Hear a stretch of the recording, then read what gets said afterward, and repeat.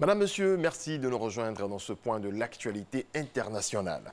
Le nouveau président brésilien d'extrême droite, Jair Bolsonaro, a annoncé que l'ambassade du Brésil en Israël allait déménager prochainement à Jérusalem. Un transfert polémique mais lourd de sens diplomatique pour le nouvel homme fort du Brésil.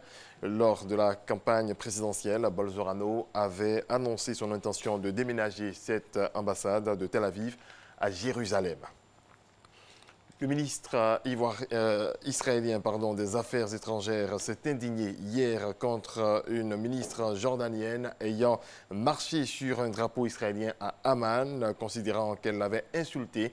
Joumana, ministre d'État en charge de l'information et porte-parole du gouvernement jordanien, a été photographiée la semaine dernière en train de marcher sur un drapeau israélien peint au sol à l'entrée d'un bâtiment d'organisation syndicale où elle se rendait à une réunion. La première ministre du Bangladesh, Sheikh Hasina, a remporté les législatives d'hier selon des résultats donnés à la télévision que l'opposition rejette en dénonçant des fraudes sur fond de violence ayant fait 17 morts. La coalition de Sheikh Hasina a d'ores et déjà obtenu 191 des 300 sièges du Parlement monocaméral. À Dublin, la crise immobilière pénalise de nombreux habitants. Devenue l'une des villes les plus chères d'Europe, la capitale irlandaise est frappée par une crise du logement qui pousse à la rue de nombreuses familles aux revenus modestes. Reportage. À Dublin, derrière les belles vitrines illuminées, se cache une réalité bien plus sombre. Une crise immobilière frappe de plein fouet les familles les plus vulnérables de la capitale irlandaise. Face à une pénurie d'habitation et un loyer moyen d'environ 2 000 € par mois, se loger devient un casse-tête. 3 colocataires habitent dans ce studio de 30 mètres carrés pour 850 € par mois. Les esprits s'échauffent parce que certains veulent dormir, d'autres veulent étudier ou d'autres encore veulent aller dans la salle de bain en même temps. Donc c'est assez difficile à vivre. Plusieurs facteurs expliquent cette crise.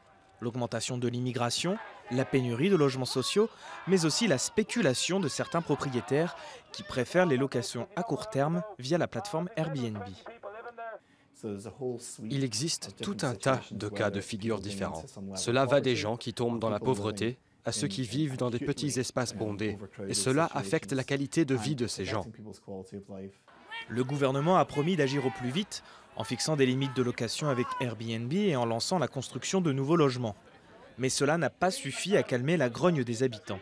Au mois de novembre, des manifestants ont envahi les bureaux du conseil gouvernemental en charge de résoudre les problèmes liés au loyer, accusant le pouvoir de favoriser les propriétaires. La mobilisation a poussé le Premier ministre à réagir. Cette année, nous allons construire entre 18 000 et 20 000 nouveaux logements et c'est plus que n'importe quelle autre année depuis 10 ans. Et il y a urgence. Chaque semaine à Dublin, près de 4 000 personnes font des demandes d'hébergement d'urgence. 500 de plus qu'il y a tout juste un an. Voilà qui marque la fin de ce rendez-vous de l'actualité. Merci à toutes et à tous de l'avoir suivi. Et bonne et heureuse année à toutes et à tous.